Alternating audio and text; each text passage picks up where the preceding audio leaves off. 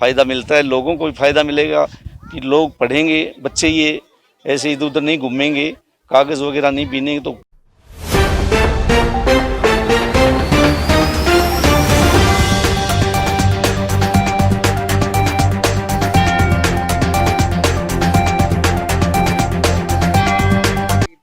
मैं आज शाहस नाम सिंह चौक पे जो अपने जगदम्बे पेपर मिल है उसके पास में झुग्गी बस्ती है, सिंगी काट मोहल्ला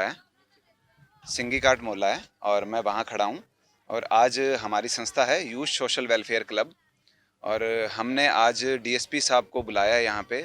और हमने आज क्या किया कि जो यहाँ पे गरीब बच्चे हैं, वंचित बच्चे हैं, उनको स्टेशनरी और जुराबे बांटने का काम किया, गर्म जुराबे बांटने हैं, क्योंकि सर्दी ज़्यादा है और बच्चे नंगे पैर रहते हैं, तो उनको गर्म जुराबे बांट रहे हैं। और साथ ही साथ स्टेशनरी का भी वितरण कर रहे हैं भी, ताकि ये बच्चे जो पढ़ रहे हैं, कुछ यहाँ पे जैसे ओपन शेल्टर होम चलाते हैं मनीष खोखा जी, वो बच्चों को पढ़ाते भी हैं, तो वो उनके थ्रू हमने यहाँ पे जैसे स्टेशनरी का वितरण किया है कि स्टेशनरी यहाँ पे दे बच्चों को, ताकि वो पढ़ सके ढंग से। जी, हमारी संस्था सामाजिक कार्यों से जुड़ी हुई है, जिसमें आप पौधारोपण भी कह सकते हैं कि पौधारोपण का कार्य भी करते रहते हैं। हमने पिछले 1.5 साल के अंदर संस्था के थ्रू 2000 के आसपास पेड़ लगाए हैं शहर के अंदर, और 1000 फूलों वाले पौधे लगाए हैं। इसके साथ ही हमारी संस्था ने गर्म टोपियों का वितरण, गर्म वस्त्र वितरण और साथ ही साथ भोजन वितरण करती रहती है गरीब बच्चों को।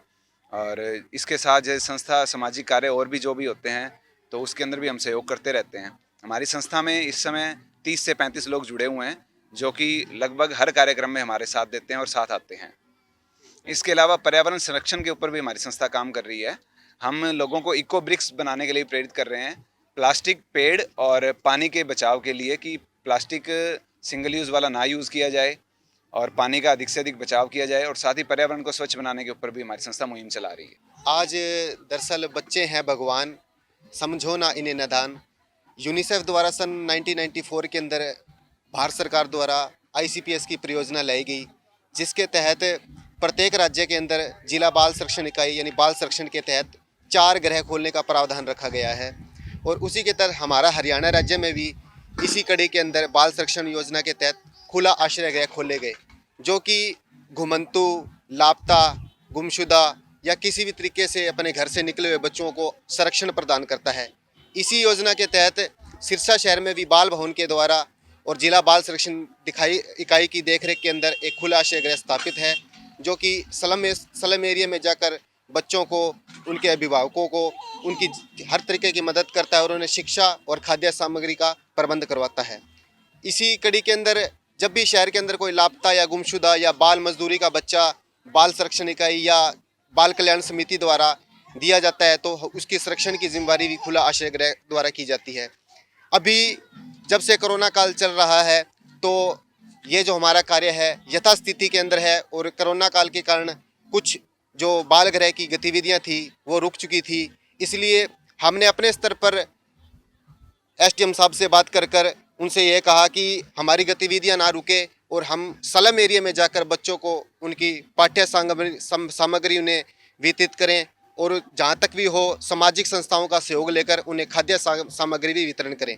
इसी कड़ी में आज यूथ वेलफेयर सोसाइटी से, यूथ सोशल वेलफेयर से भाई हर्ष मरोदिया जी से मुलाकात हुई, और उन्होंने कहा कि हम भी आपके ओपन शेल्टरों के साथ मिलकर संयुक्त तत्वावधान में एक कार्यक्रम करना चाहते हैं, और हम आपके साथ जुड़कर बच्चों को पाठ्य सामग्री और खाद्य सामग्री वितरण करना चाहते हैं। और आज इसी कड़ी में स्लम एरिया के अंदर, जो कि वार्ड नंबर 12 सिंगी काट मोहल्ले में पड़ता है, उन स्लम बस्तियों में आज हम इनके द्वारा एक कार्यक्रम रख रहे हैं, जिसमें कि माननीय डीएसपी महोदय जी मौजूद रहेंगे और बच्चों को पाठ्य सामग्री का वितरण करेंगे। आज स्लम बस्ती में ये अपनी एक संस्था है यूथ सोशल वेलफेयर क्लब है, उसकी तरफ से अपने स्टेशनरी वितरण का, जुराबें वितरण का और कुछ बच्चों को कुछ खाने पीने की चीज़ें वितरण करने का कार्य आज किया गया।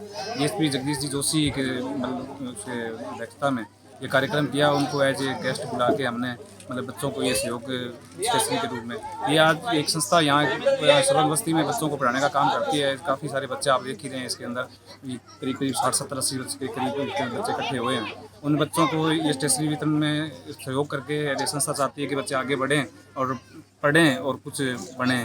सर ये स्टेशनरी वितरण का हमारा आज ये समारोह था और हम चाहते थे गर्म जुराबे, जिसमें बच्चों को हम मोटिवेट कर रहे हैं स्टडी के लिए और बच्चों को सिंसियरिटी की तरफ लेके जा रहे हैं। झुग्गी झोपड़ी वाले बच्चे आज पढ़े लिखे बच्चों से मुकाबला कर रहे हैं आज के टाइम में।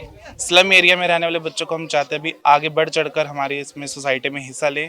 ये बच्चे स्लम्स में ना रह के खुद के अपने एक झोपड़ी से निकल कर खुद का एक घर बनाएं, आशियाना बनाएं और हमारे देश को आगे लेके जाएं।